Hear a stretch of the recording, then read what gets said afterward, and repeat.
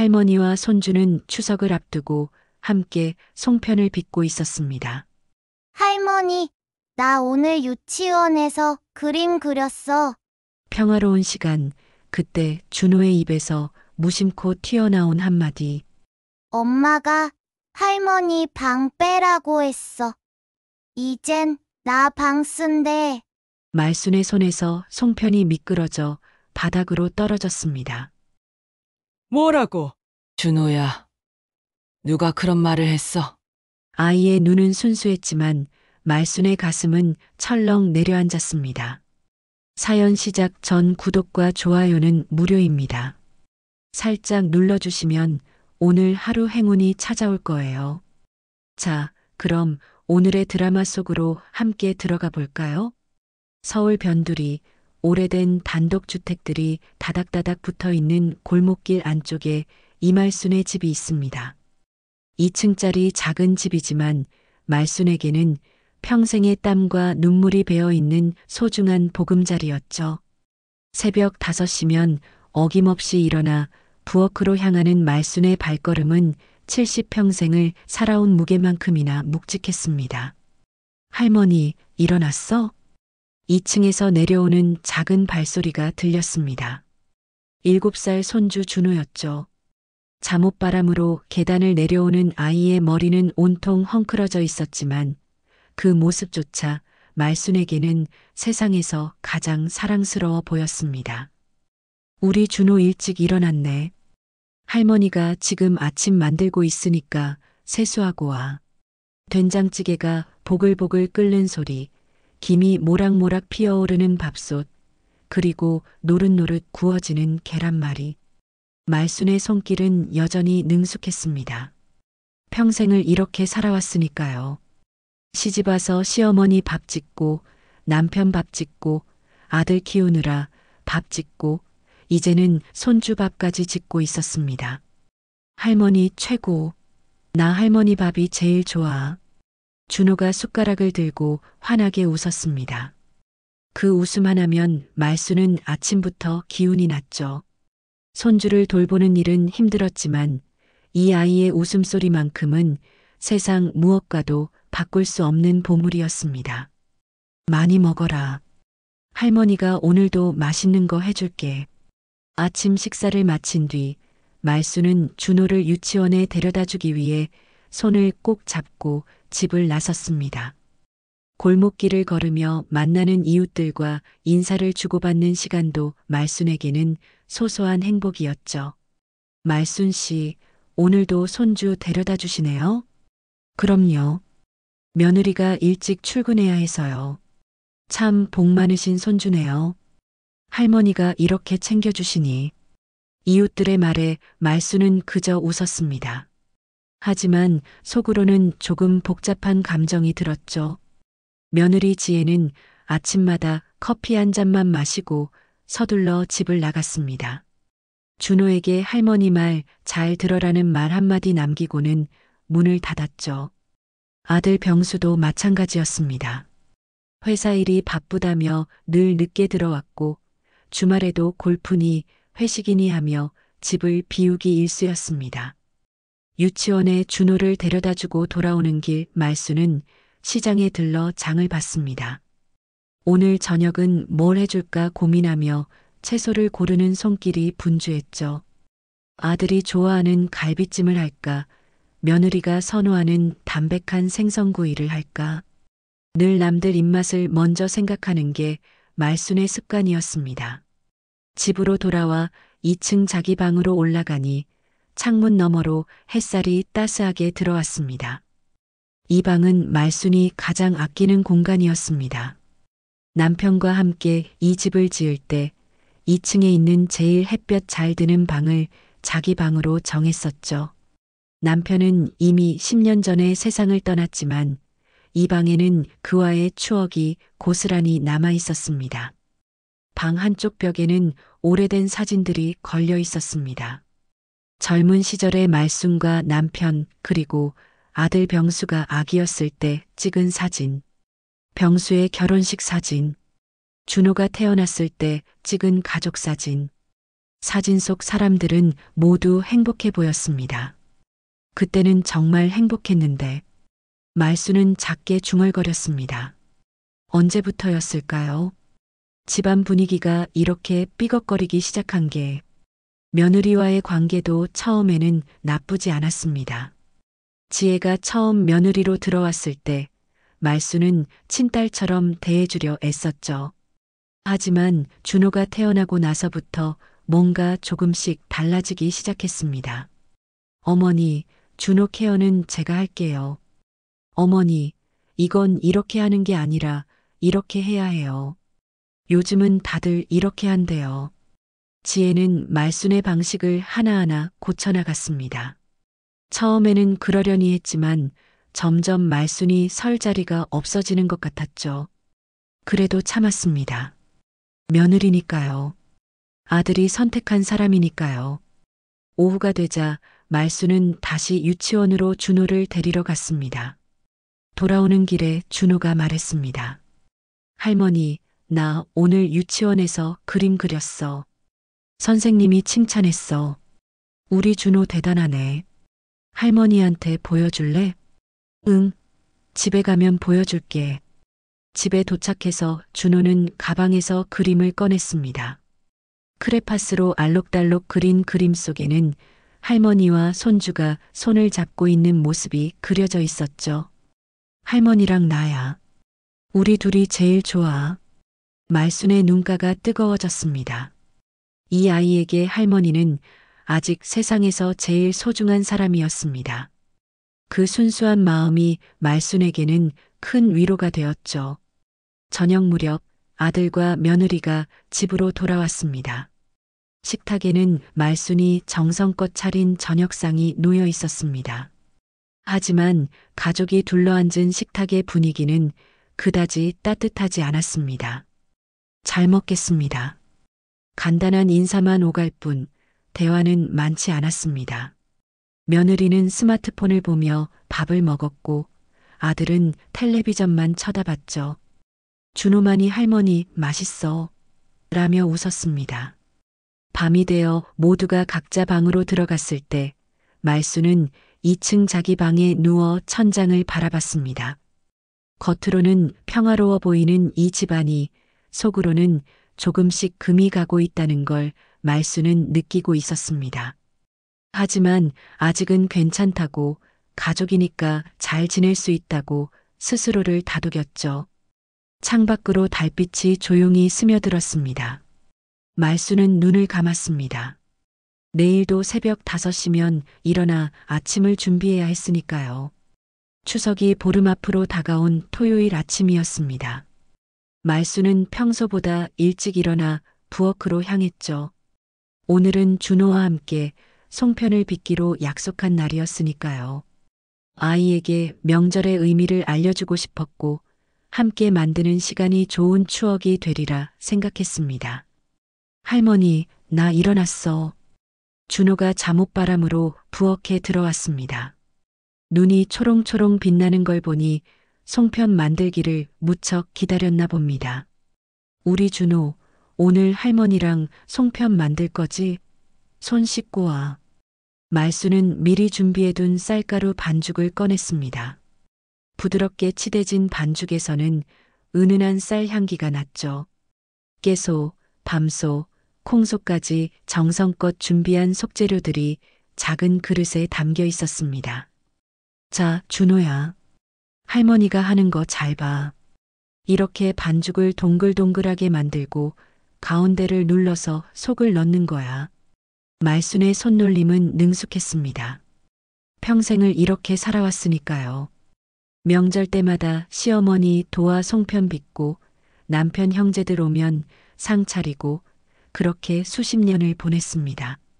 이제는 손주에게 그 방법을 가르쳐주고 있었죠. 할머니, 나도 할래. 준호가 작은 손으로 반죽을 만졌습니다. 서툴렀지만 열심히 따라하는 모습이 귀여웠죠. 말수는 옆에서 지켜보며 하나하나 알려줬습니다. 그래, 잘한다. 우리 준호 손재주 좋은데? 할머니보다 더 잘 만들겠어. 진짜? 할머니, 나 잘하고 있어? 당연하지. 우리 준호가 제일 잘해. 둘은 한참을 그렇게 송편을 빚었습니다. 할머니가 만든 송편은 모양이 반듯했지만 준호가 만든 송편은 삐뚤빼뚤했습니다. 어떤 건 너무 크고 어떤 건 너무 작았죠. 하지만 말순에게는 그 모든 게 다 예뻐 보였습니다. 할머니, 송편 다 만들면 바로 먹어도 돼? 그럼. 쪄서 참기름 발라주면 되지. 우리 준호 기다려. 할머니가 맛있게 쪄줄게. 그때였습니다. 준호의 입에서 무심코 튀어나온 말 한마디가 말순의 심장을 얼어붙게 만들었습니다. 근데 할머니, 엄마가 그러는데 할머니 방 이제 낯쓴데. 엄마가 할머니한테 방 빼라고 했어. 말순의 손이 멈췄습니다. 손에 들고 있던 송편이 미끄러져 바닥으로 떨어졌죠. 쿵. 작은 소리였지만 말순의 귓가에는 천둥 소리처럼 크게 울렸습니다. 뭐라고? 준호야, 지금 뭐라고 했어? 말순의 목소리가 떨렸습니다. 아이는 할머니의 표정 변화를 알아차리지 못한 채 순수하게 대답했습니다. 응. 엄마가 나도 이제 학교 들어가니까 내 방이 필요하대. 할머니 방이 제일 크고 좋으니까 놔주라고 했어. 할머니는 작은 방 쓰면 된대. 작은 방이라니. 말순의 머릿속이 하얘졌습니다. 1층에 있는 창고 같은 그 작은 방을 말하는 걸까요? 햇빛도 잘 안 들고 습기도 차는 그 좁은 공간으로 가라는 말인가요? 준호야, 엄마가 언제 그런 말을 했니? 어제 아빠랑 엄마랑 이야기하는 거 들었어. 엄마가 할머니한테 빨리 말하라고 아빠한테 그랬어. 말순은 가슴이 철렁 내려앉는 걸 느꼈습니다. 며느리가 아들에게 압박을 넣고 있었던 겁니다. 그리고 아이까지 이미 다 알고 있었죠. 이 순수한 아이의 입을 통해 이런 말을 듣게 될 줄은 몰랐습니다. 할머니, 왜 그래? 화났어? 준호가 걱정스러운 얼굴로 말순을 올려다봤습니다. 말순은 애써 웃음을 지으려 했지만 입가가 떨렸습니다. 아니야, 준호야. 할머니 안 화났어. 그냥 깜짝 놀라서 그래. 말순은 바닥에 떨어진 송편을 주워 담으며 생각했습니다. 2층에 있는 내 방. 남편과 함께 이 집을 지을 때 제일 먼저 정한 공간. 햇볕이 잘 들어 따뜻하고 창문을 열면 골목길이 한눈에 보이는 그 방. 남편이 세상을 떠난 뒤로는 홀로 그 방에서 지냈지만 그곳만큼은 말순에게 세상에서 가장 안전한 피난처였습니다. 그런데 이제 그 방을 내놓으라고요? 평생 고생해서 일군 이 집에서 내가 왜 쫓겨나야 한단 말입니까?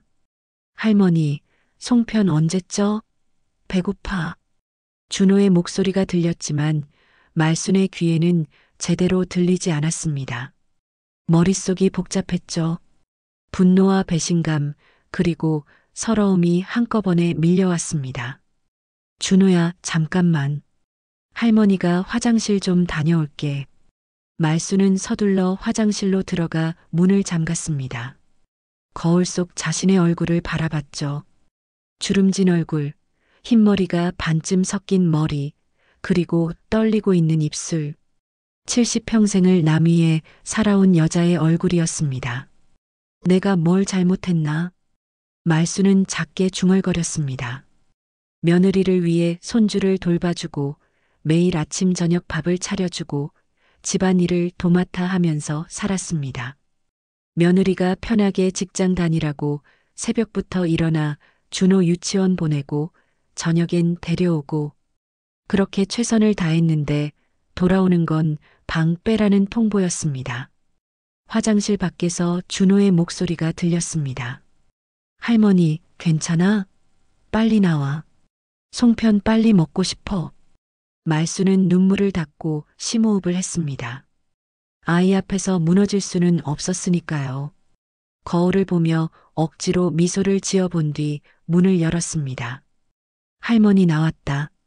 자, 이제 송편 쪄줄게. 하지만 송편을 찌는 동안에도 말순의 손은 계속 떨렸습니다. 김이 모락모락 올라오는 찜통 위로 말순의 눈에서도 뜨거운 것이 흘러내렸죠.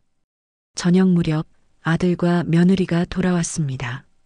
평소와 다름없는 표정으로 집에 들어서는 두 사람을 보며 말순은 가슴이 답답했습니다. 저 사람들은 내 방을 빼앗으려 하면서도 태연하게 웃고 있었습니다. 저녁 식탁에서 말순은 아무 말도 하지 않았습니다. 며느리도 아들도 평소처럼 밥을 먹었죠. 마치 아무 일도 없다는 듯이. 하지만 말순은 알고 있었습니다. 이 집안에 균열이 생기기 시작했다는 것을, 그리고 그 균열은 점점 더 깊어질 거라는 것을. 밤이 되어 2층 방으로 올라간 말순은 창가에 앉았습니다. 달빛이 방 안을 은은하게 비추고 있었죠. 이 방에서 보낸 수많은 밤들이 떠올랐습니다. 여보, 당신이 있었다면 이런 일이 일어났을까요? 말순은 돌아가신 남편에게 조용히 물었습니다. 대답은 없었습니다. 다만 창밖에서 바람 소리만 들려왔을 뿐이죠. 다음 날 일요일 아침, 말순은 평소보다 늦게 일어났습니다. 밤새 뒤척이느라 제대로 잠을 이루지 못했기 때문이죠.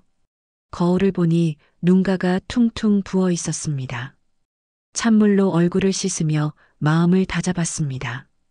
오늘은 며느리와 이야기를 해야 했으니까요. 부엌으로 내려가니 며느리 지혜가 이미 커피를 내리고 있었습니다. 주말 아침치고는 일찍 일어난 모양이었죠. 말순은 조심스럽게 입을 열었습니다. 지혜야, 우리 잠깐 이야기 좀 할 수 있을까? 지혜는 커피잔을 들고 말순을 돌아봤습니다. 표정은 담담했죠. 네, 어머니. 무슨 일이세요? 어제 준호한테 들었는데. 내 방 이야기 말이야. 말순의 목소리는 떨렸지만 최대한 차분하게 말하려 애썼습니다. 지혜는 커피를 한 모금 마신 뒤 아무렇지 않게 대답했습니다. 아, 그거요? 어머니, 준호도 이제 내년이면 학교 들어가잖아요. 자기 방이 필요해요. 그건 나도 알지. 근데 왜 하필 내 방이어야 하니? 말순의 목소리에 조금씩 감정이 실리기 시작했습니다. 지혜는 여전히 차분한 표정으로 말을 이어갔죠. 어머니 방이 제일 크고 햇볕도 잘 들잖아요. 아이 공부방으로 딱이에요. 어머니는 1층 작은 방 쓰시면 되고요. 작은 방이라니. 지혜야, 그 방은 창고나 다름없잖아. 습기도 차고 햇빛도 안 들어오는데 거기서 어떻게 살라는 거야? 말순의 목소리가 높아졌습니다. 참으려 했지만 더 이상 참을 수가 없었죠. 지혜는 커피잔을 식탁에 내려놓으며 한숨을 쉬었습니다. 어머니, 요즘 시대가 어떤 시대인데요? 애들 교육이 제일 중요해요.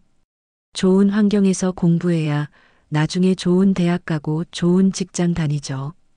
그래, 애 교육이 중요한 건 안다. 근데 그게 왜 내 방을 빼앗는 이유가 되니? 다른 방법은 없어? 다른 방법이 뭐가 있어요? 이 집이 크지도 않잖아요. 어머니 방 말고는 마땅한 데가 없어요. 지혜의 말투는 점점 날카로워졌습니다. 말수는 가슴이 답답했죠. 평생을 이 집을 위해 일했는데 이제 와서 내 방도 제대로 지킬 수 없다니. 지혜야, 나도 이해하려고 노력하는 거야. 근데 그 방은 나한테 너무 소중한 곳이야. 너희 시아버지랑 준호 할아버지랑 함께 정한 방이거든. 말순의 목소리가 떨렸습니다. 눈가가 붉어지기 시작했죠.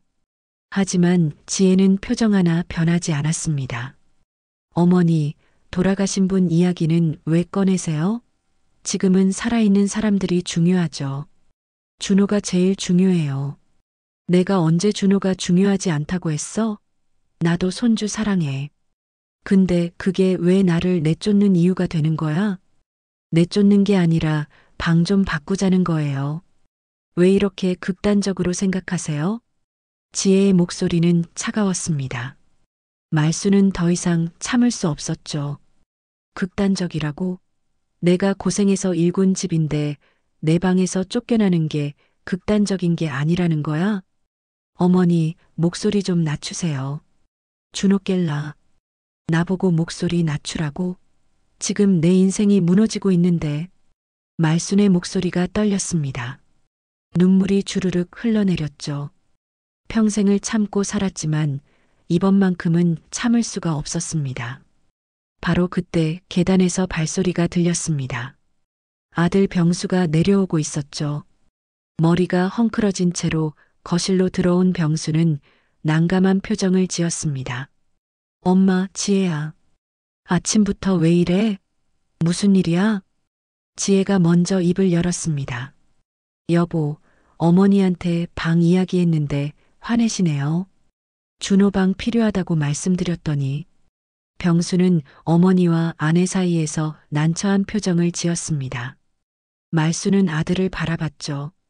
병수야, 너도 이 이야기 알고 있었니? 왜 나한테는 한마디도 안 했어? 병수는 눈을 피하며 대답했습니다. 엄마, 나도 고민했어. 근데 준호 생각하면. 준호 생각? 그럼 엄마 생각은 안 하니? 나도 너희 할머니한테 효도하려고 평생 노력했어. 근데 이제 와서 나한테 이러는 거야? 말순의 목소리는 절규에 가까웠습니다. 병수는 답답한 표정으로 한숨을 쉬었죠. 엄마, 이해해줘. 요즘 애들 교육이 얼마나 중요한데. 좋은 환경 만들어줘야 해. 좋은 환경? 그게 할머니 방 빼앗는 거니? 너희들은 내가 죽을 때까지 참고 기다리기도 싫은 거야?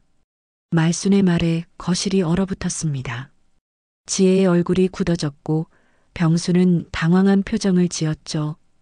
엄마, 무슨 그런 말을. 내가 틀린 말했어? 솔직히 말해봐. 너희들 속마음이 그거 아니야? 늙은이는 좁은 방 하나면 충분하다. 그렇게 생각하는 거 아니야? 지혜가 끼어들었습니다. 어머니, 지금 너무 감정적이세요. 우리가 언제 그런 생각을 했다고 그래요? 그냥 방 하나 바꾸자는 건데 왜 이렇게 크게 만드세요? 크게 만든다고? 지혜야, 너도 나이 들면 알게 될 거야. 내 공간 하나 지키는 게 얼마나 중요한지. 특히 남의 집에서 사는 며느리 입장에서는 더더욱. 말순의 말에 지혜의 표정이 확 변했습니다. 남의 집이라고요? 지금 저보고 남이라는 거예요? 제가 이 집에서 몇 년을 살았는데요. 그래, 너희 부부 돈으로 산 집이 아니잖아. 내가 평생 고생해서 마련한 집이야. 내 남편이랑 함께 지은 집이고. 거실의 분위기는 최악으로 치달았습니다. 병수가 중재하려 했지만 소용없었죠. 엄마, 지혜야, 제발 좀 그만해. 이러지 말고 천천히 이야기하자. 하지만 두 사람 모두 흥분한 상태였습니다. 말수는 눈물을 닦으며 말했습니다. 나는 안 옮겨. 절대로 내 방 안 빼줘. 너희들이 날 죽여서 끌고 가지 않는 한 나는 안 움직여. 지혜가 비웃듯 말했습니다. 어머니, 그렇게까지 하실 거예요? 손주 위에서 방 하나도 못 양보하세요? 양보라고? 이게 양보야? 이건 빼앗기는 거지. 말수는 더 이상 참을 수 없었습니다. 2층으로 올라가며 계단을 쿵쿵 밟았죠. 방문을 쾅 닫는 소리가 집안을 울렸습니다. 방 안에 혼자 남은 말수는 침대에 주저앉았습니다. 온몸이 떨렸죠. 분노와 서러움 그리고 배신감이 한꺼번에 밀려왔습니다. 내가 뭘 잘못했나? 말수는 혼자 중얼거렸습니다. 창밖을 바라보니 햇살이 따스하게 들어오고 있었습니다. 이 햇살, 이 창문, 이 공간, 모든 게 말순에게는 소중한 것들이었죠. 하지만 이제 그걸 지킬 수 있을지 확신이 서지 않았습니다. 아래층에서는 여전히 며느리와 아들의 목소리가 들렸습니다. 무슨 이야기를 하는지 정확히는 들리지 않았지만 분명 자기 이야기를 하고 있을 게 분명했습니다. 말수는 남편 사진을 꺼내 들었습니다. 여보, 우리 이 집 지을 때 얼마나 행복했는데. 이제 내가 여기서 쫓겨나게 생겼어. 추석 당일 집안은 아침부터 분주했습니다. 말수는 새벽같이 일어나 차례상을 준비했죠. 며칠 전 며느리와의 큰 싸움 이후로 집안 분위기는 얼어붙어 있었지만 명절만큼은 제대로 지내야 한다는 생각이었습니다. 어머니, 제가 도와드릴게요. 지혜가 앞치마를 두르고 부엌으로 들어왔습니다. 하지만 두 사람 사이에는 여전히 보이지 않는 벽이 가로막고 있었죠. 말수는 짧게 대답했습니다. 저 나물들 묻혀줘. 네. 최소한의 대화만 오갔습니다. 예전 같았으면 이것저것 이야기하며 함께 웃었을 텐데 이제는 서로 눈도 제대로 마주치지 못했습니다. 부엌에는 칼질 소리와 냄비 끓는 소리만 가득했죠. 오전 11시쯤 친척들이 하나둘씩 도착하기 시작했습니다. 병수의 동생 병철 가족이 제일 먼저 왔죠. 병철의 아내 미숙이 밝게 인사했습니다. 형님, 큰어머니, 추석 잘 보내셨어요? 그래, 왔구나. 어서 와. 말수는 억지로 웃음을 지으며 맞이했습니다. 겉으로는 평온해 보이려 애썼지만 속마음은 복잡하기만 했죠. 차례를 지내는 동안에도 말순의 마음은 무거웠습니다. 돌아가신 남편 앞에서 절을 올리며 속으로 빌었습니다. 여보, 우리 집안이 이렇게 흔들리고 있어요. 어떻게 하면 좋을까요? 차례가 끝나고 온 가족이 둘러앉아 식사를 시작했습니다. 병철이 술잔을 들며 말했죠. 형님, 형수님, 큰어머니 모두 건강하시고 좋네요. 올해도 이렇게 다 같이 모여서. 그래, 내 형수가 고생 많이 했지. 병수가 아내를 바라보며 말했습니다. 지혜는 겸손하게 웃었죠. 무슨요? 어머니가 제일 고생하셨죠. 겉으로는 화목해 보였지만 말수는 그 말들이 공허하게 들렸습니다. 진심이 담기지 않은 말들이었으니까요. 식사가 어느 정도 진행되었을 때 병철의 아들이 말했습니다. 준호야, 너 내년에 학교 간다며? 신난다. 준호가 고개를 끄덕였습니다. 응, 나 이제 공부방도 생긴대. 할머니 방 쓰기로 했어. 순간 식탁의 공기가 얼어붙었습니다. 병철 가족이 눈치를 챘죠. 미숙이 조심스럽게 물었습니다. 어머니 방이요? 그럼 큰어머니는? 지혜가 재빨리 끼어들었습니다. 1층으로 옮기실 거예요. 어머니 연세도 있으시니까 계단 오르내리는 것보다 1층이 편하시잖아요. 말순의 손이 떨렸습니다. 며느리는 친척들 앞에서까지 이렇게 당당하게 말하고 있었죠. 마치 자기가 할 일을 다하는 착한 며느리인 것처럼. 그게 좋긴 하지만 미숙이 난처한 표정을 지었습니다. 분위기가 이상하다는 걸 눈치챈 거죠. 말수는 더 이상 참을 수 없었습니다. 지혜야, 내가 언제 1층으로 옮기겠다고 했어? 식탁이 조용해졌습니다. 모두가 말순과 지혜를 번갈아 쳐다봤죠. 지혜는 당황한 기색 없이 대답했습니다. 어머니, 지난번에 이야기했잖아요.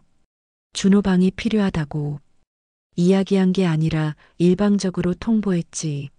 내 의견은 하나도 안 물어보고. 어머니, 지금 이러시는 거예요? 손님들 앞에서.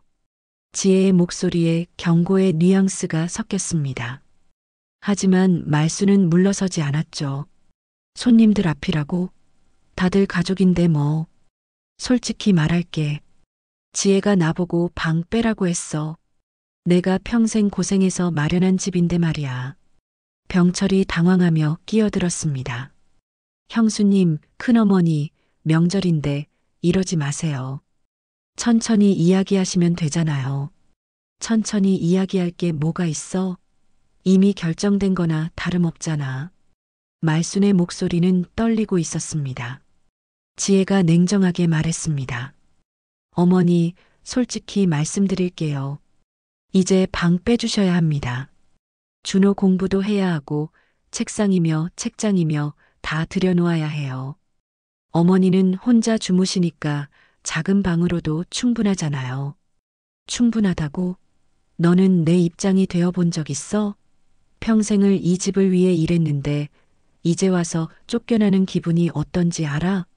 식탁 위에는 따뜻한 음식들이 가득했지만 분위기는 얼음장처럼 차가웠습니다. 준호가 무서운 표정으로 할머니를 바라봤죠. 할머니, 화났어? 말수는 손주를 보며 가슴이 미어졌습니다. 이 아이에게까지 이런 모습을 보이고 싶지 않았는데. 아니야, 준호야. 할머니 안 화났어. 하지만 목소리는 떨리고 있었습니다. 병수가 나섰습니다. 엄마, 지혜야, 제발 좀 그만해. 명절인데 이러지 말고. 너는 왜 맨날 중립인 척만 하니? 엄마 편도 아니고 아내 편도 아니고. 내가 대체 누구 아들이야? 말순의 날카로운 말에 병수는 입을 다물었습니다. 지혜가 냉소를 띠며 말했습니다. 어머니, 그렇게까지 하실 거예요? 손주 위에서 양보 하나도 못 하시는 거예요? 양보라는 말 좀 그만해. 이건 양보가 아니라 빼앗기는 거라고. 에휴, 답답해서. 요즘 시대가 어떤 시대인데 아직도 그런 생각을 하세요. 지혜의 말투는 점점 무례해졌습니다. 말순의 눈에서 눈물이 흘러내렸죠. 내가 뭘 잘못했니? 내가 너희한테 뭘 잘못했어? 병철 가족은 더 이상 견딜 수 없다는 듯 자리에서 일어났습니다. 형님, 형수님, 저희는 이만 가볼게요. 집안일 잘 해결하시고. 미안하다, 병철아. 이런 꼴 보여줘서. 말순이 눈물을 닦으며 말했습니다. 병철 가족이 서둘러 나간 뒤 거실에는 무거운 침묵만 흘렀습니다. 지혜가 식탁을 정리하며 차갑게 말했습니다. 어머니, 생각 잘해보세요. 이 집에서 계속 사시려면 방은 빼주셔야 해요. 그 말은 협박이나 다름없었습니다. 말수는 온몸이 떨렸죠. 명절 식탁 위에 놓인 음식들은 이미 식어버렸고 가족의 웃음소리 대신 냉랭한 공기만 남았습니다. 말수는 조용히 자리에서 일어나 2층으로 올라갔습니다. 방문을 닫고 창밖을 바라봤죠. 추석 보름달이 밝게 떠 있었지만 말순의 마음속은 어둠뿐이었습니다. 추석이 지나고 일주일이 흘렀습니다. 집안의 냉랭한 분위기는 조금도 나아지지 않았죠.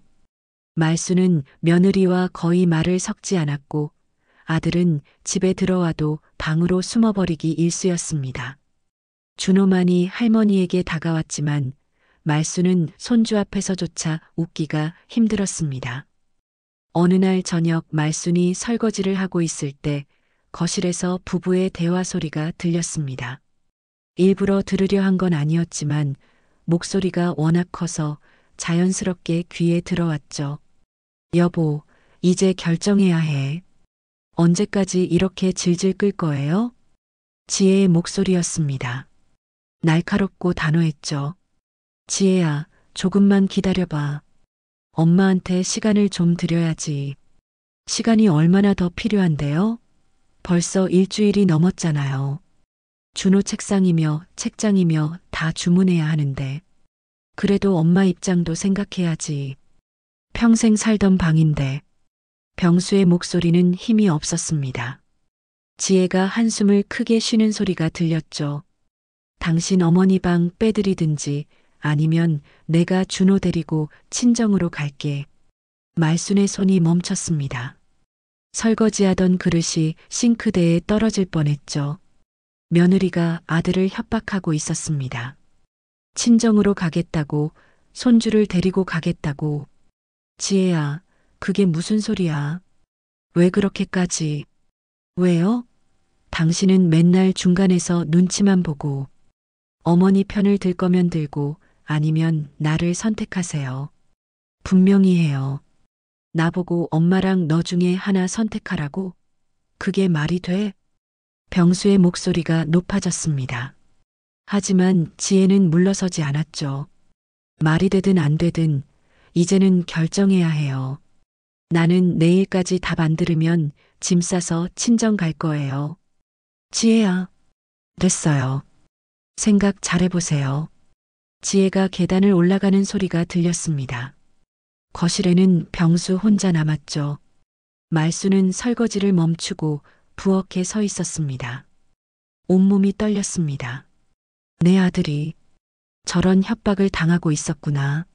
잠시 후 병수가 부엌으로 들어왔습니다. 말순과 눈이 마주쳤죠. 병수는 난처한 표정을 지었습니다. 엄마, 다 들었지? 말수는 대답하지 않았습니다. 병수가 한 발 다가왔죠. 엄마, 미안해. 내가 무능해서. 병수야. 말순의 목소리는 차분했지만 슬픔이 가득했습니다. 나한테는 무슨 말을 할 건지 모르겠지만 한 가지만 물어볼게. 너는 정말 엄마보다 며느리가 더 중요하니? 병수는 입을 열었다가 다시 닫았습니다. 말을 꺼내기가 힘들었죠. 엄마, 그게 아니라. 아니긴 뭐가 아니야. 내 며느리가 협박하잖아. 방 안 빼주면 나가겠다고. 손주 데리고 가겠다고. 엄마, 지혜도 입장이 있어. 준호 교육 때문에 스트레스가. 스트레스? 나도 스트레스야. 내가 평생 고생해서 일군 집인데 쫓겨나게 생겼으니 얼마나 스트레스겠어. 말순의 목소리가 높아졌습니다. 병수는 어쩔 줄 몰라 하며 눈을 피했죠. 엄마, 조금만 양보해줘. 나도 어쩔 수 없잖아. 그 말을 듣는 순간 말순의 가슴이 철렁 내려앉았습니다. 어쩔 수 없다고요? 아들이 엄마한테 어쩔 수 없다고 말하다니. 너 정말 그렇게 생각하는 거니? 엄마, 나도 가장이야. 가족을 지켜야 해. 나는 가족이 아니야? 너를 낳아 키운 엄마는 가족이 아니란 말이야? 말순의 눈에서 눈물이 흘러내렸습니다. 병수도 눈시울이 붉어졌죠. 엄마, 그게 아니라 준호도 생각해야 하고. 준호. 맨날 준호 타령이야. 나도 준호 사랑해. 그애 위해서라면 뭐든지 하고 싶어. 근데 그게 왜 내 방을 빼앗는 이유가 되니? 병수는 더 이상 대꾸하지 못했습니다. 한참을 침묵하다가 조용히 말했죠. 엄마, 미안해. 조금만 양보해줘. 나도 어쩔 수 없어. 말수는 아들을 바라봤습니다. 믿었던 아들마저 등을 돌리는 모습을 보며 무너져 내렸죠. 더 이상 이 집에 있을 수 없다는 생각이 들었습니다. 알았다. 말순의 목소리는 차분했지만 결연했습니다. 나 나갈게. 내가 나가면 되는 거지. 엄마, 무슨 소리야. 어디를 나가? 어디든. 이 집보다는 나을 대로 갈게. 말수는 2층으로 올라갔습니다. 방에 들어가 옷장을 열었죠. 오래된 여행 가방을 꺼내 옷가지를 챙기기 시작했습니다. 병수가 뒤따라 올라왔습니다. 엄마, 제발. 이러지 마. 내가 잘못했어. 넌 잘못한 거 없어. 내 가족 지키려는 건데 뭐가 잘못이야. 말수는 눈물을 흘리며 짐을 쌌습니다. 많지 않았죠. 옷 몇 벌, 화장품 조금, 그리고 남편 사진 한 장. 그게 전부였습니다. 엄마, 나가지 마. 제발. 병수가 무릎을 꿇었습니다. 하지만 말수는 고개를 저었죠. 병수야, 엄마가 여기 있으면 너희 가정이 편할 수가 없어. 차라리 내가 나가는 게 나아. 엄마. 병수의 절규에도 말수는 짐을 다 챙겼습니다. 가방을 들고 방문을 열었죠. 계단을 내려가는데 준호가 놀란 얼굴로 서 있었습니다. 할머니, 어디가? 말수는 손주를 안아주고 싶었지만 참았습니다. 안아주면 마음이 흔들릴 것 같았으니까요. 준호야, 할머니 잠깐 다녀올게. 언제 와? 곧 올게. 거짓말이었습니다. 언제 돌아올지 말순도 몰랐으니까요. 아니, 어쩌면 돌아오지 않을지도 몰랐죠. 현관문을 열었습니다. 밖은 어두웠습니다. 비가 내리기 시작했죠. 말수는 가방을 들고 집을 나섰습니다. 뒤에서 병수의 목소리가 들렸습니다. 엄마, 엄마. 하지만 말수는 뒤돌아보지 않았습니다. 비 내리는 골목길, 어두운 가로등 불빛 아래 70평생을 살아온 노인의 발걸음은 터덜터덜 무겁기만 했습니다. 비는 점점 더 세차게 내렸습니다. 말수는 우산도 없이 골목길을 걸었죠. 옷은 금세 젖어들었지만 신경 쓸 겨를이 없었습니다. 어디로 가야 할지도 몰랐습니다. 그저 집에서 멀어지고 싶을 뿐이었죠. 한참을 걷다 보니 시장통 입구가 보였습니다. 평소에 장을 보러 다니던 곳이었죠. 비 때문에 가게들은 대부분 문을 닫았지만 몇몇 곳에서는 아직 불이 켜져 있었습니다. 말수는 처마 밑에 잠시 비를 피했습니다. 온몸이 떨렸죠. 추위 때문인지 슬픔 때문인지 알 수 없었습니다. 가방을 바닥에 내려놓고 주저앉았습니다. 이제 어떻게 하지? 말수는 혼잣말을 중얼거렸습니다. 70평생을 살면서 이렇게 막막한 적은 처음이었죠. 남편이 살아있을 때도 힘든 시절을 견뎌낼 때도 적어도 집이라는 안식처는 있었습니다.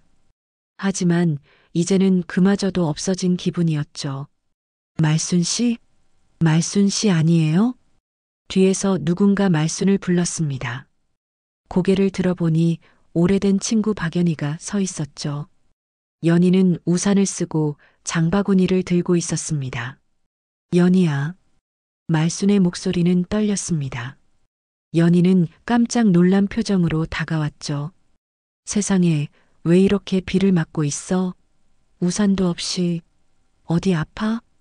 연희가 자기 우산을 말순 위로 옮겼습니다. 말순은 그제야 눈물이 터져 나왔죠. 연희야. 나. 울지 마. 일단 우리 집으로 가자. 여기서 이러면 안 돼.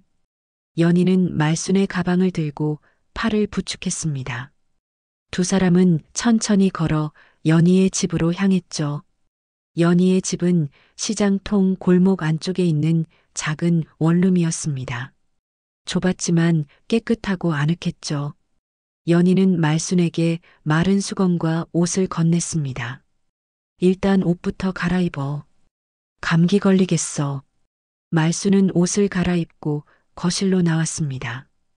연희가 따뜻한 차를 내왔죠. 자, 이거 마시고 진정해. 그리고 무슨 일인지 천천히 이야기해봐. 말순은 차를 한 모금 마신 뒤 조금씩 이야기를 시작했습니다. 며느리와의 갈등, 방을 빼라는 통보, 아들의 배신, 그리고 결국 집을 나온 이야기까지. 말하는 내내 눈물이 멈추지 않았죠. 연희는 말없이 들어주었습니다. 이따금 고개를 끄덕이며 말순의 손을 잡아주었죠. 모든 이야기를 듣고 난 뒤 연희가 조용히 말했습니다. 말순아, 너 평생 남이에 살았잖아. 뭐? 시어머니 모시고 남편 뒷바라지하고 아들 키우고 이제는 손주까지 돌보고 너는 단 한 번도 내 자신을 위해 산 적이 없어. 연희의 말에 말순은 멍하니 있었습니다. 생각해보니 맞는 말이었죠. 평생을 누군가를 위해 희생하며 살았습니다. 그게 당연한 거 아니었어? 여자는 그렇게 사는 거잖아. 누가 그래? 왜 여자는 평생 희생해야 하는데? 말순아, 이제라도 늦지 않았어. 너를 위해 살아도 돼. 연희의 목소리는 단호했습니다. 말순은 고개를 저었죠. 연희야, 나 이제 70이야. 뭘 어떻게 하겠어? 70이 어때? 나도 68인데 매일 가게 운영하면서 혼자 잘 살고 있잖아. 연희는 10년 전 남편과 이혼하고 혼자 살기 시작했습니다. 처음에는 힘들었지만 작은 반찬 가게를 열어 자립적으로 살아가고 있었죠. 말순은 그런 연희가 부러우면서도 자신은 그럴 수 없다고 생각했습니다. 나는 너처럼 못해. 난 평생 누군가 의지하고 살았어. 그게 문제야. 말순아, 너는 생각보다 강한 사람이야. 그 힘든 시절을 다 견뎌낸 사람인데 왜 스스로를 그렇게 낮춰? 연희의 말에 말순은 아무 대꾸도 하지 못했습니다. 한참을 침묵하다가 작게 물었죠. 연희야, 나 여기서 며칠만 있어도 될까? 갈 데가 없어서. 무슨 소리야? 내가 원하는 만큼 있어. 나 혼자 사는 집인데 뭐. 연희의 따뜻한 말에 말순은 또 눈물을 흘렸습니다. 세상에서 자기를 진심으로 걱정해주는 사람이 아직 있다는 게 고마웠죠. 다음 날 아침 말순은 연희를 따라 반찬 가게에 갔습니다. 가게는 시장통 한쪽에 있는 작은 점포였죠. 연희는 새벽부터 나무를 묻히고 전을 부치며 분주했습니다. 연희야, 내가 도와줄까? 정말 고마워. 그럼 저 나물 좀 묻혀줘. 말순은 자연스럽게 일손을 거들었습니다. 평생 해온 일이라 손에 익었죠. 나무를 묻히고 김치를 담그고 전을 부치는 모습이 능숙했습니다. 말순아, 너 손재주 정말 좋다. 나보다 낫네. 뭐가? 이 정도는 기본이지. 오랜만에 말순의 얼굴에 작은 미소가 번졌습니다. 누군가에게 인정받는다는 느낌이 좋았죠. 집에서는 당연한 일로 여겨졌지만 여기서는 칭찬을 받았습니다. 손님들이 하나둘씩 들어오기 시작했습니다. 연희가 반찬을 팔고 말순은 옆에서 포장을 도왔죠. 일하는 동안에는 집 생각이 조금 덜했습니다. 연희 씨, 오늘 반찬 진짜 맛있네요. 누가 만든 거예요? 한 손님이 물었습니다. 연희가 말순을 가리키며 웃었죠. 제 친구가 만들었어요. 손맛이 좋죠? 와, 정말 맛있어요. 다음에도 이렇게 만들어주세요. 손님의 칭찬에 말순은 얼굴이 화끈거렸습니다. 부끄럽기도 하고 뿌듯하기도 했죠. 평생 집에서 밥해왔지만 이렇게 낯선 사람에게 칭찬받기는 처음이었습니다. 저녁이 되어 가게 문을 닫았습니다. 연희가 하루 매출을 정리하며 말했죠. 말순아, 너 정말 일 잘한다. 나 혼자 할 때보다 훨씬 빨리 끝났어. 그래, 나도 오랜만에 즐거웠어. 말순의 목소리에는 생기가 돌았습니다. 연희가 조심스럽게 제안했죠. 말순아, 너 여기서 나랑 같이 일할래? 혼자 하기 벅찼는데 내가 도와주면 정말 좋을 것 같아. 내가? 진짜? 응. 반찬 가게 같이 운영하자. 수익도 반반 나누고. 어때? 말순은 잠시 망설였습니다. 하지만 연희의 진심 어린 눈빛을 보니 마음이 움직였죠. 좋아. 한번 해보자.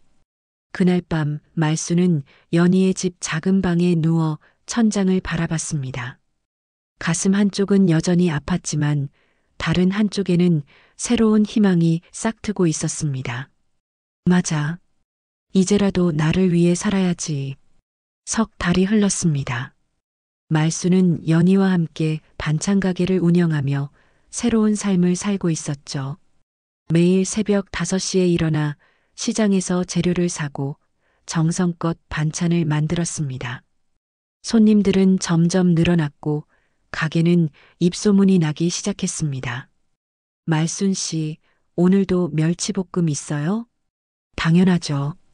오늘 아침에 간 만들었어요. 말순은 환하게 웃으며 손님을 맞이했습니다. 예전과는 다른 모습이었죠. 눈빛에는 생기가 돌았고 말투에도 자신감이 묻어났습니다. 스스로 돈을 벌며 살아간다는 사실이 말순을 변화시켰습니다. 하지만 마음 한구석은 여전히 아팠습니다. 손주 준호 생각이 날 때마다 가슴이 먹먹했죠. 아들에게서는 한 번도 연락이 오지 않았습니다. 며느리는 말할 것도 없었고요. 어느 날 오후 가게 문이 열리며 낯익은 얼굴이 들어왔습니다. 아들 병수였죠. 말수는 깜짝 놀라 손을 멈췄습니다. 엄마. 병수의 목소리는 떨리고 있었습니다. 얼굴은 수척했고 눈가에는 다크서클이 짙게 패여 있었죠. 말수는 애써 담담한 표정을 지으려 했습니다. 무슨 일이니? 엄마 미안해. 지혜랑도 많이 싸웠어. 준호도 엄마 찾고 있고. 병수는 말끝을 흐렸습니다. 말수는 냉정하게 반찬을 포장하며 물었죠. 그래서 나한테 뭘 바라는 건데? 엄마, 제발 집으로 돌아와줘. 우리 가족이 엉망이 됐어. 말순의 손이 잠시 멈췄습니다. 하지만 곧 다시 반찬을 담으며 차분히 말했죠. 병수야, 나 이제 내 삶을 살 거다. 나를 집에서 쫓아낼 땐 언제고, 이제 와서 찾니? 엄마, 내가 잘못했어. 정말 미안해. 병수의 목소리에는 절박함이 묻어났습니다. 하지만 말수는 고개를 저었죠. 미안하다고 다 해결되니? 넌 내 편이 되어줘야 했어. 근데 넌 며느리 편만 들었잖아. 엄마, 이제 와서 후회해봤자 소용없어. 나 여기서 잘 살고 있으니까 걱정 마. 말순의 목소리는 단호했습니다. 병수는 당황한 표정으로 주변을 둘러봤죠.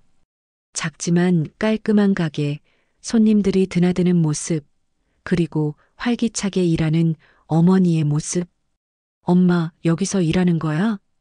그래. 연희랑 같이 가게 운영해. 내가 번 돈으로 먹고 살아. 병수는 충격을 받은 듯 말을 잇지 못했습니다. 70이 넘은 어머니가 남의 가게도 아니고 직접 장사를 하고 있다니. 엄마, 이러지 말고 집에 가자. 내가 모든 걸 바로잡을게. 바로잡을 게 뭐가 있어? 이미 다 끝났잖아. 엄마. 병수의 목소리가 높아졌습니다. 가게 안에 있던 손님들이 쳐다봤죠. 말순이 작게 한숨을 쉬었습니다. 병수야, 여기서 이러지 마. 장사하는 데야. 그럼 밖에 나와. 나랑 이야기 좀 하자. 말순은 연희를 힐끗 쳐다봤습니다. 연희가 고개를 끄덕였죠. 말순은 앞치마를 벗고 병수를 따라 가게 밖으로 나갔습니다. 골목길 한쪽에 서서 병수가 다시 입을 열었습니다. 엄마, 제발 집으로 돌아와줘. 준호가 매일 울어. 할머니 보고 싶다고. 그 말에 말순의 가슴이 찢어지는 것 같았습니다. 손주 생각만 하면 눈물이 났죠. 하지만 참았습니다.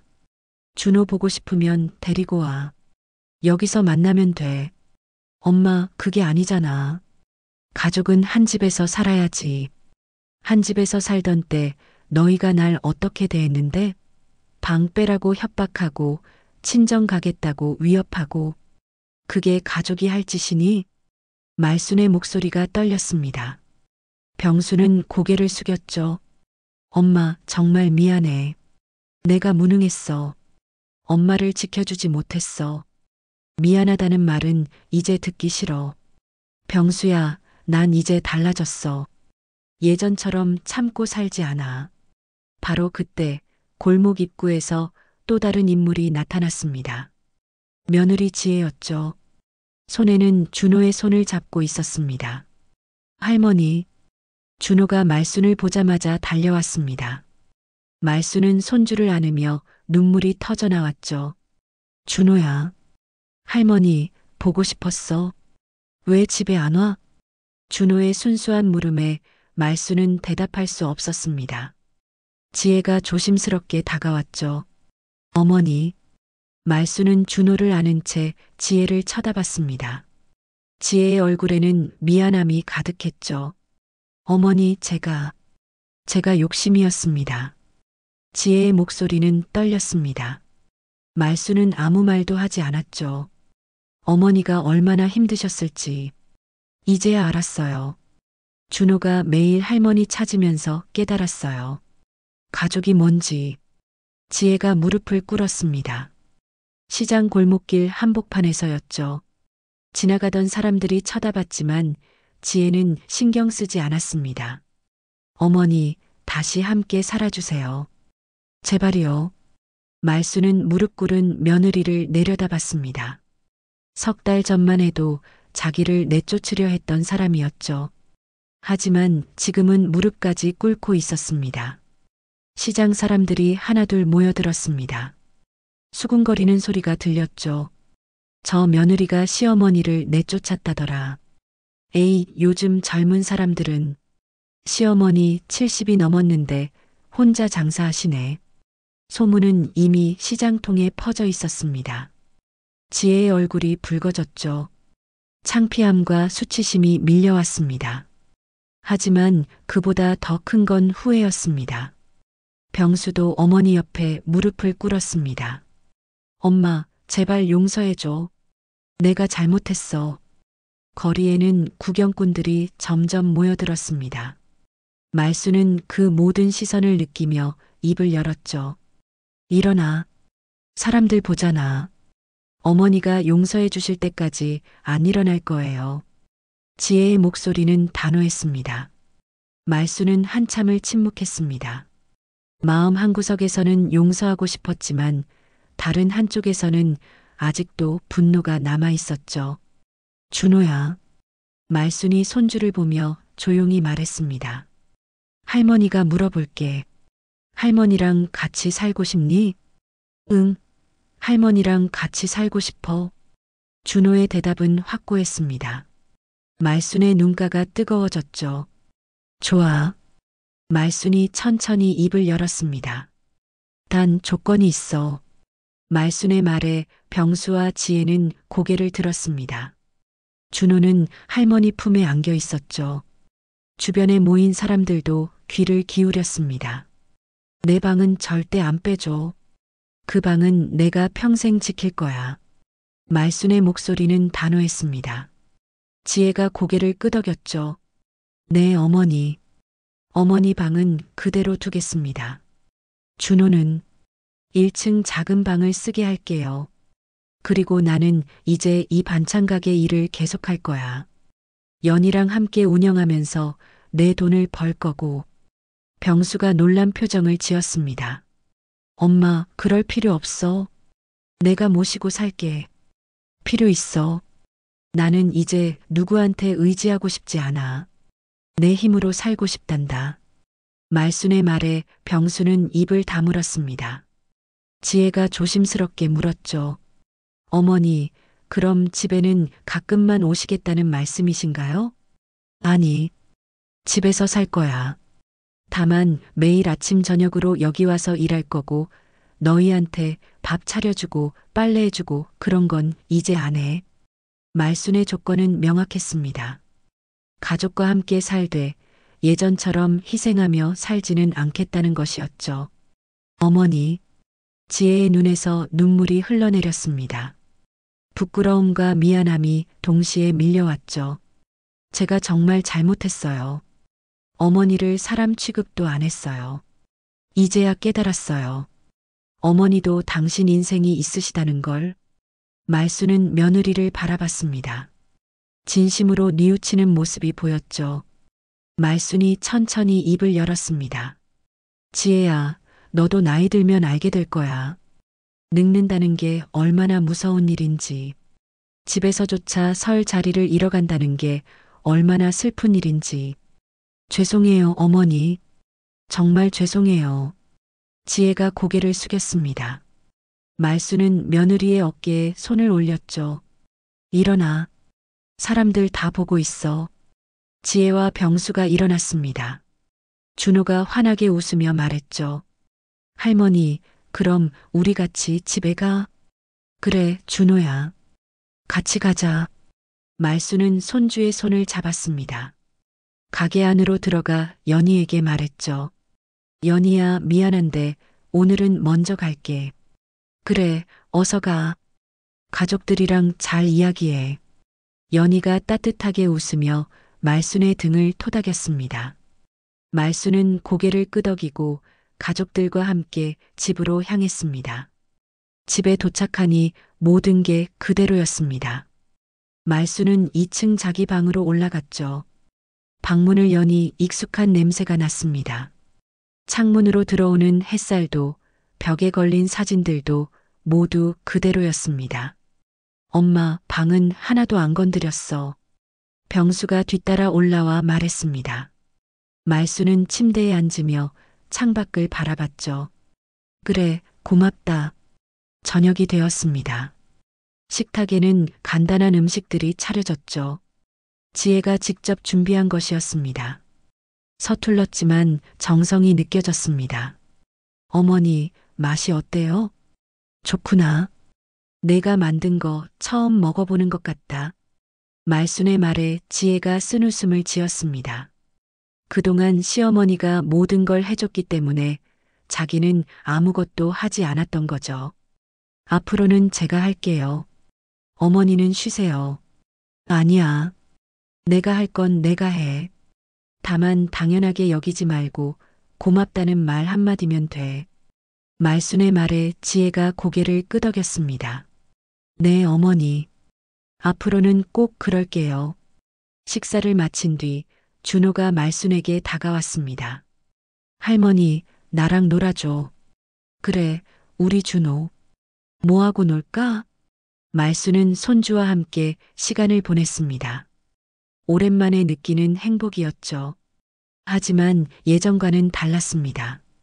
이제는 희생이 아니라 선택으로 손주를 돌보는 것이었습니다. 다음 날부터 말순은 새로운 일상을 시작했습니다.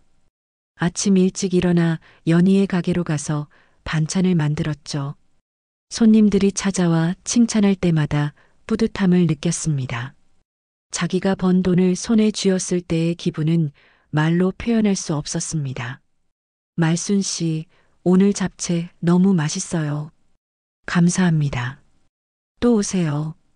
말순은 환하게 웃으며 손님을 배웅했습니다. 연희가 옆에서 흐뭇하게 바라봤죠. 말순아, 너 정말 달라졌다. 표정이 완전히 밝아졌어. 그치? 나도 느껴. 이제야 내가 사는 것 같아. 오후가 되어 가게 일을 마치고 집으로 돌아왔습니다. 지혜가 준호를 유치원에서 데려와 있었죠.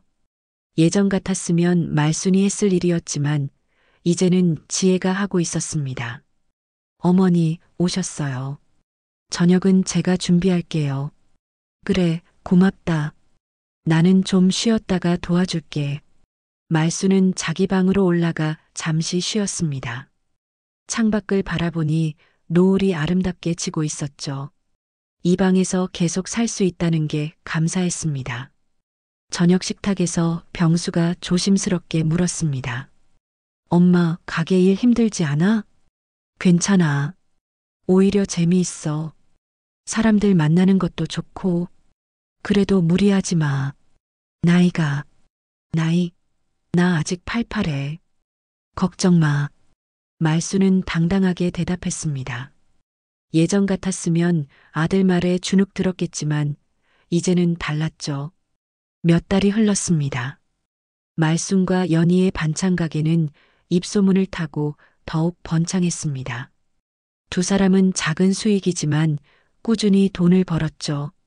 말순은 번 돈의 일부를 저축하고 일부는 손주 준호를 위해 따로 모았습니다. 집에서의 생활도 안정되었습니다. 지혜는 예전과 달리 시어머니를 존중했고 병수는 어머니와 아내 사이에서 균형을 잡으려 노력했죠. 준호는 할머니와 함께하는 시간을 소중히 여겼습니다. 어느 저녁 말수는 자기 방에 앉아 남편 사진을 바라봤습니다. 여보, 나 이제야 깨달았어. 내 삶의 주인은 결국 나였다는 걸. 사진 속 남편은 여전히 환하게 웃고 있었습니다. 말순도 따라 웃었죠. 70평생을 살면서 처음으로 진정한 자유를 느꼈습니다. 창밖으로 달빛이 부드럽게 들어왔습니다. 말순은 창가에 서서 골목길을 내려다봤죠. 저 멀리 시장통의 불빛이 반짝이고 있었습니다. 내일도 그곳에서 일할 것입니다. 내일도 자기 힘으로 살아갈 것입니다. 말순의 얼굴에 따뜻한 미소가 번졌습니다. 늦게라도 알았습니다. 희생만이 사랑이 아니라는 것을, 자기 자신을 사랑하는 것도 중요하다는 것을, 그리고 그 사랑이 진정한 가족의 행복으로 이어진다는 것을. 좋아.